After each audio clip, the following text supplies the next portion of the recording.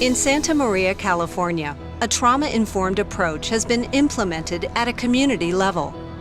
Advocates at the Good Samaritan Shelter have been working to build partnerships across a variety of community organizations and educate others on trauma-informed practices. Our goal is to really focus on how do we get individuals that are homeless and/or in recovery into self-sufficiency and out of homelessness. Initially, we would all kind of work in our own silos. We were just a drug and alcohol treatment provider and only a homeless shelter provider. If we had women that were presenting with trauma, whether they were cutting or binging and purging, we would make a call to mental health and say, you need to go see those folks over there because we really don't deal with those things in our program. That was the norm. That was sort of typical in this area. Our board decided that that was not enough. Food and shelter is not enough to get someone out of homelessness. I was doing work at agencies locally that looked at the impact of trauma on the family.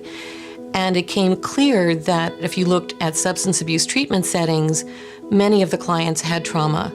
And if you looked at trauma settings, many of the clients there were using substances. Oftentimes when we start to provide services for an individual and we do assessments, we identify that they have root causes of homelessness. We have a client that is presenting to have a drug and alcohol addiction, but it's really stemming from a mental health issue, which is really stemming from an original trauma they had. Best practice is you got to deal with the whole person, and that means how they got to be who they are and how they're being impacted by those things. Since we've been able to do some work on trauma and identify that we want to become a trauma-informed system of care, we can actually approach services in a collaborative manner to address all the issues that that client is presenting and be able to dig deeper rather than just dealing with homelessness in general. They need all the additional services such as drug and alcohol treatment and mental health services and child care and transportation and case management, housing, in order to really get to self-sufficiency. So the key to trauma-informed systems of care is that it's a system of care. That means it's not any one individual. How can we collaborate with the rest of the community in this? Who can we pull from to provide expertise that maybe we don't have? You want to call upon all your partners in the community that provide services, as many as you can get to the table. We first began providing a trauma-informed system of care and providing that training through a grant that we received through SAMHSA. And it was a collaborative approach to services through our perinatal residential program here in Santa Maria.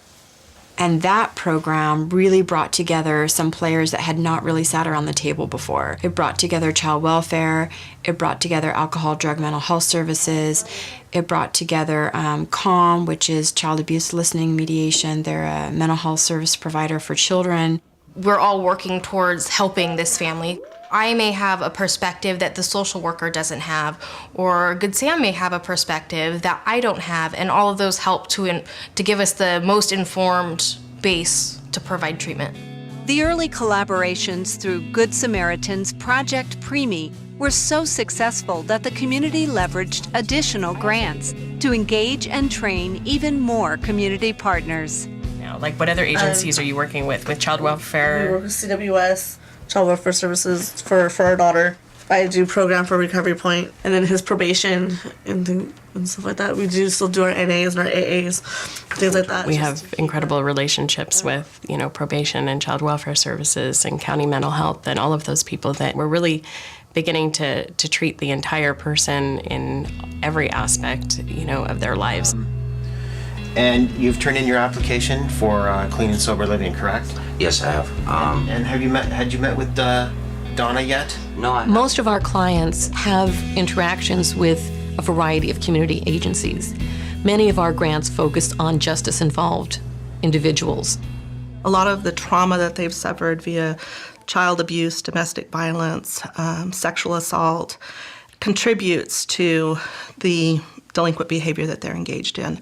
And we very much address that in the services that we provide and are in tune to it. So as we become more aware of how important trauma is, we begin to really be able to more wholly treat that individual and have better outcomes.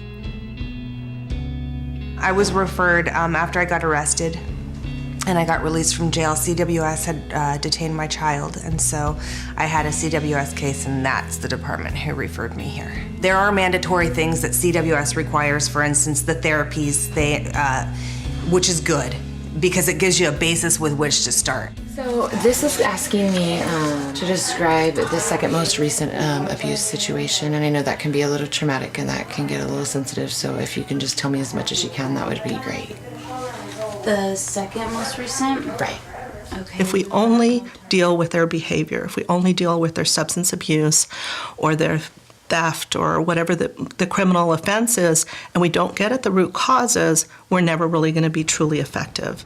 And that's a big step in the right direction. And so rather than being quick to violate everybody, they're able to work with the providers to say, okay, well, this person's having an issue, but their mom died. And so how do maybe we need to put them back into detox before giving them 60 days in county jail. Were it not for our awareness of how trauma affects substance abusers, we wouldn't be designing programs that would take that into consideration. When you guys first get clean, the first thing you're going to have to deal with is you're going to have to deal with all those feelings from all that stuff that you went through. Have you noticed that? We have a great partnership between the Santa Maria Police Department and these community-based organizations. I know our police chief has sent a lot of our officers for training in trauma-informed systems of care. We have a very big homeless problem here in the city, and so the officers, myself and others, have gotten together and we're trying to put in place a system that will try to help these people, because the last thing I want them to do is to go to jail. I think one of the things we've always tried to do at the City of Santa Maria is make sure that the different organizations do collaborate, and this is very important in our decision-making process as we allocate limited funds that are available for those organizations. There are a lot of other people out there that may be in a different discipline than you are, but their desire is to do what your desire is, to make the community a better place. And if we work together to accomplish that and pool our resources, the outcome is usually always going to be better. To the extent that there's an individual that has had trauma and that has somehow influenced their behavior in a particular incident, then that's a mitigating circumstance that should be considered. Your typical incarceration is just not going to be appropriate if you've got an individual that, is reacting because of trauma in their life. Okay, well, Your Honor, she actually missed 2 groups this last week on Tuesday and Thursday, and she missed testing on Saturday. But if I look back over the notes, she's, for the last, 3 or 4 months, she's been having excellent reviews. What's going on? My understanding is that her ex-boyfriend was released from jail and she had contact with him. When I saw her last, she had bruising all up and down her arms, and she reports that it's from him grabbing her and shaking her. If you incarcerate someone, all you're doing is really, it's a specific deterrent for a very limited period of time.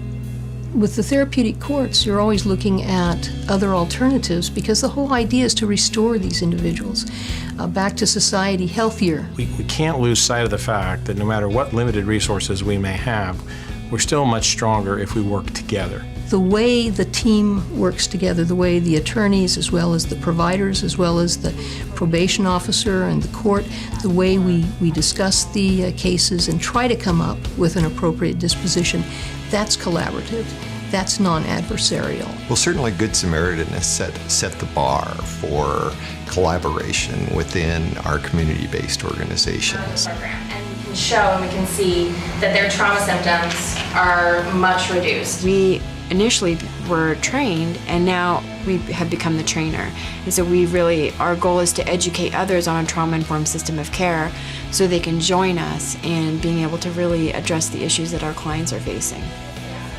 When I was awarded full custody and I got my daughter back, and I knew that I never had to say goodbye to her again, and I knew that I got to take her home, it just felt like I accomplished that with them.